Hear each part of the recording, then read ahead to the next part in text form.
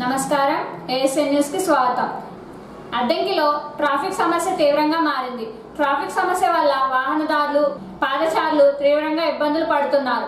రాష్ట్రీయ రహదారి కావడంతో హైదరాబాద్, చెన్నై వెళ్లాలంటే అద్దంకి పట్టణంలో నుంచి భారీ వాహనాలు సైతం వెళ్లాల్సిందే. ఉదయం, సాయంత్రం సమయంలో ట్రాఫిక్ ఇబ్బందులు తప్పటం లేదు. భవానీ సెంటర్, బస్టాండ్ సెంటర్, బంగ్లా రోడ్, రామ్నగర్ ఏరియాలో ట్రాఫిక్ సమస్య తీవ్రంగా ఉంటుంది. వాహనదారులు కూడా రూల్స్ ఏమీ పాటించకుండా, వచ్చే వాహనాలు చూసుకోకుండా విచ్చలవిడిగా రోడ్లు క్రాస్ అవుతుండటంతో వాహనదారులు, పాదచారులు ఇబ్బందులు పడుతున్నారు. ట్రాఫిక్ కంట్రోల్ చేయవలసిన పోలీస్ సిబ్బంది ట్రాఫిక్ ఆగిపోయినప్పుడే రోడ్డు మీద డ్యూటీ చేస్తూ కనిపిస్తున్నారు. భవానీ సెంటర్లో అయితే 4 రోడ్లు కలిసి ఉండటంతో ఉదయం, సాయంత్రం సమయంలో ట్రాఫిక్ భారీ స్థాయిలో నిలిచిపోతుంది. దీంతో రోడ్డు ప్రమాదాలు కూడా జరుగుతున్నాయి. ఈ సందర్భంగా ప్రజా సంఘాల నాయకులు మన్నం త్రిమూర్తులు మాట్లాడుతూ, అద్దంకిలో ఎప్పటి నుంచి ట్రాఫిక్ మీద నియంత్రణ అనేది కరువు అయ్యిందని, భవానీ సెంటర్, రామ్నగర్, బస్టాండ్ సెంటర్లో ట్రాఫిక్ సంబంధించి పోలీస్ సిబ్బందిని నియమించి ట్రాఫిక్ సిగ్నల్ ఏర్పాటు చేయాలన్నారు. గత 10 సంవత్సరాల నుంచి ఎన్నో రోడ్డు ప్రమాదాలు జరిగి అద్దంకిలో ట్రాఫిక్ నియంత్రణ చేస్తేనే రోడ్డు ప్రమాదాలను అరికట్టవచ్చన్నారు. అస్తావ్యస్తంగా ఉన్న రోడ్లు సరిచేయాలని, అధికారులు కూడా ఒక టీంగా ఏర్పడి రోడ్డు ప్రమాదాలు నివారించాలని ప్రజా సంఘాల తరపున త్రిమూర్తులు డిమాండ్ చేశారు. అద్దంకి పట్టణంలో ఎప్పటి నుంచో ట్రాఫిక్ మీద నియంత్రణ లేదు. అనేక స్వచ్ఛంద సంస్థలు, పట్టణ ప్రజా సంఘాలు ఎన్నిసార్లు చెప్పుకున్నా కూడా అది ఉపయోగం లేకుండా ఉంది. భవన్ సెంటర్లో కానీ, కాకానపాలెం సంజీవ్ నగర్ జంక్షన్లో కానీ, బస్టాండ్ దగ్గర రామ్నగర్ పాయింట్లో కానీ తప్పకుండా సిగ్నల్స్ ఏర్పాటు చేయాలి ముందుగా. తర్వాత వీలైనంత వరకు కానిస్టేబుల్ కూడా ఏర్పాటు చేయాలి. ఈ సెంటర్స్లో ప్రతిరోజు కూడా రోజు మార్చి రోజు ప్రమాదాలు జరగకుండా లేదు. వాస్తవం అయితే గత 10 సంవత్సరాల నుంచి చూసుకోండి, ఎవరైనా సరే ఈ సెంటర్లో అనేక మంది అమాయకులు ప్రాణాలు గాలిలో కలిసిపోయాయి. ఈ రకంగా ట్రాఫిక్ నియంత్రణ లేక, అది కాక నామ్ ఎక్స్ప్రెస్ రోడ్డు విస్తరణలో లోపాలలో భాగంగా అద్దంకులో ఈ రకంగా ప్రమాదాలు జరుగుతున్నాయి. ఇవి ఎన్నో దఫాలు, ఎన్నోసార్లు కింది స్థాయి అధికారుల నుంచి కలెక్టర్ దాకా కూడా ఎన్నోసార్లు వినతి పత్రాలు అందించాము. దీని మీద రాస్తారోకలు కూడా చేశాము. కానీ దీని మీద సంబంధిత అధికారులు ప్రమాదరహితంగా చర్యలు తీసుకోవడంలో ముందుకెళ్ళినట్లు ఎక్కడ కనిపించడం లేదు. ఇది వాస్తవం. ఈ ప్రతిరోజు ఆటోల్లో చిన్నపిల్లలు ఒకరికి 10 మంది 20 మంది ఎక్కి వెళ్తున్నారు. ప్లస్ వాళ్ళది కూడా తప్పిదం. అది ఆటోల్లో సంబంధిత లిమిట్ ప్రకారమే ఎక్కించుకోవాలి 6-7 పిల్లల్ని. ఆటో బాధ్యులతో కూడా, ఓనర్స్ కూడా ఇది తప్పిదేమోది. కాబట్టి ఇలాంటి వాటి మీద కూడా పోలీసులు, ఎంఏ వారు తప్పగా చర్యలు తీసుకోవాలా. ప్రమాదం జరిగినాక ఏమనుకుంటే ఏమి లేదు, వాళ్ళ కుటుంబం రోడ్డును పట్టడం తప్ప ఎవరు కూడా ఆదుకోలేరు. మేము అది చేస్తాం, ఇది చేస్తామని చెప్పటం అవన్నీ వట్టి మాటలు. కాబట్టి అద్దంకి పట్టణంలో ఈ ట్రాఫిక్ నియంత్రణ జరిగితేనే ప్రమాదాలకు అడ్డుకట్టు వేసినట్టు అవుతుంది. దానిలో భాగంగా నామ్ రోడ్డు ఎక్స్ప్రెస్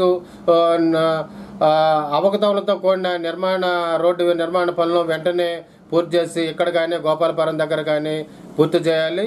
ఈ రోడ్డులో మేర్మట్ల నుంచి, ఈ నామ రోడ్ల మేర్మట్ల నుంచి అడ్డ రోడ్డు లోపల ప్రతిరోజు కూడా ఒక ప్రమాదం జరుగుతుంది.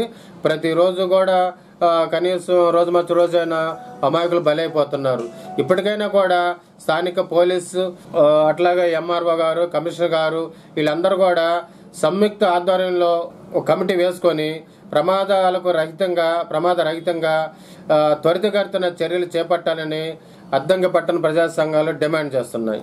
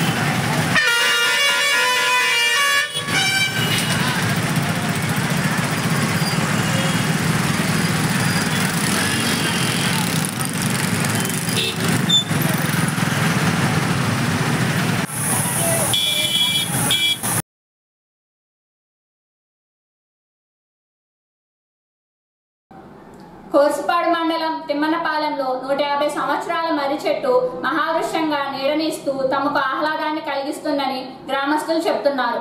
ఎండకి వానకి ఈ మహావృక్షం తమకు ఎంతగానో ఆసరాగా మారిందని, 150 సంవత్సరాల నుంచి ఈ వృక్షం నేటి తరానికి కూడా నీడనిస్తుందని, ప్రతిరోజు ఉదయం నుంచి సాయంత్రం వరకు గ్రామస్తులు కూర్చొని కబుర్లు చెప్పుకుంటూ స్వచ్ఛమైన గాలి పీలుస్తూ సేద తీరుతున్నారని చెప్పారు.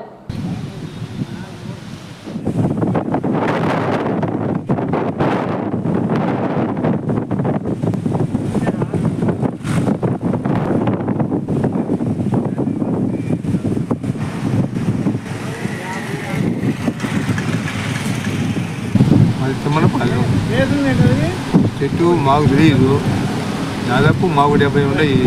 అంతకు ముందుగా మేము అనుకోని ఇంకో 70 ఉండొచ్చు అనుకుంటున్నాను. మా తాత వాళ్ళ టైంలోనే అప్పటి నుంచి ఉంది. ఇక్కడ రోడ్డు ఈ ఊళ్ళో బోళ్ళు అంతా ఎప్పటిగా చెట్టు మాత్రం కొంచెం దెబ్బతింది మొత్తానికి. మంది కూర్చుండేదావు. దీని పక్కనే సచివాలయం అన్నీ ఉంటాయి. దీని పక్కనే ఉంటాయి. పైగా ఎడమల పోయే రోడ్డు ఇది. ఇక్కడ జనం వస్తా పోతా కూర్చుంటారు. బాగా గాలి తీసుకుంటే చల్లగా బాగానే చెట్టు బాగా వచ్చి గాలి బాగానే ఉంటుంది. ఆదివారి సంతలో ఒకటి ఉండేది ఇక్కడ. నాకు ఈ మర్రి చెట్టు జనమంతా ఇక్కడే ఉండేవాళ్ళు. కోనేరు మంచినీళ్ళు కూడా బావిలో మంచినీళ్ళు చాలా స్వీట్గా ఉంటాయి. ఈ చుట్టుపక్కల గ్రామాలలో ఈ గ్రామం నుంచే మంచినీళ్ళు పరిస్థితి. కూడా ఈ లారీ కూడా పెట్రోల్ లారీలు కానీ ఎవరైనా వచ్చి ఈ మంచినీళ్ళు కోసం ఆటల్లో పట్టుకొని పోవడం, ఈ చెట్టు కింద కాస్త కూర్చోవడం, ఆటోలు గ్రామంలో ఉన్న పెద్దవాళ్ళు కూడా వచ్చి కాసేపు మధ్యాహ్నం పూట ఇక్కడ గాలి కోసం ప్రశాంతంగా అవి మాటలు చెప్పుకొని పోవడం అలవాటు. చెట్టు చరిత్ర కూడా దాదాపు 150 సంవత్సరాల పైన ఉంటుంది.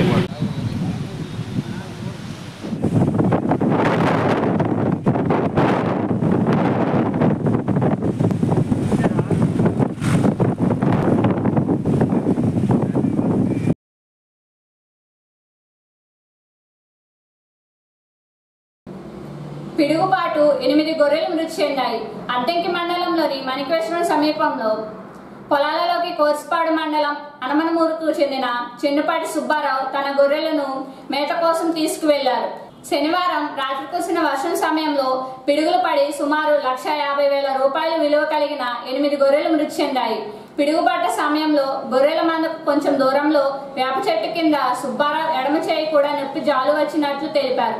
విషయం తెలుసుకున్న గ్రామస్తులు చేరుకొని గొర్రెలు మృతి చెందిన విషయాన్ని రెవెన్యూ, పశుసంవర్ధక శాఖ అధికారులకు తెలిపారు.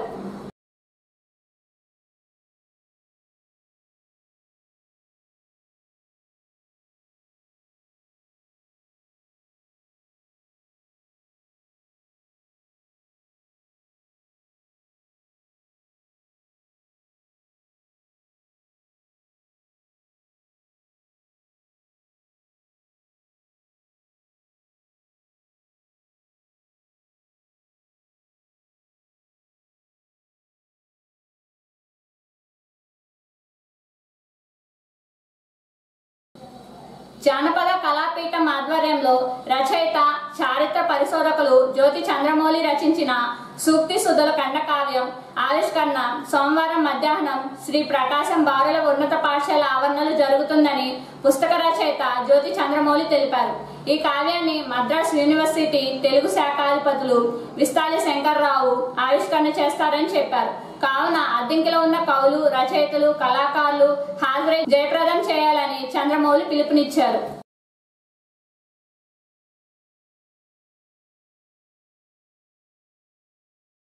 ఏఎస్ఎన్ న్యూస్ సమాప్తం. నమస్కారం.